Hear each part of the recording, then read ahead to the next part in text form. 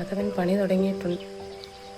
ഒരുപാട് ഓടി നടന്ന് കുട്ടികൾക്കൊക്കെ ഓടി നടന്ന് കളിക്കാൻ പറ്റിയ നല്ലൊരു സ്ഥലമാണ്. ഫാമിലി ആയിട്ടും ബാച്ചിലേഴ്സായിട്ടും വന്നാലും നമുക്ക് എൻജോയ് ചെയ്യാൻ പറ്റുന്ന നല്ല സ്ഥലമാണ്. മാഡിക്ക് ഒരുപാട് ഇഷ്ടപ്പെട്ട സ്ഥലം.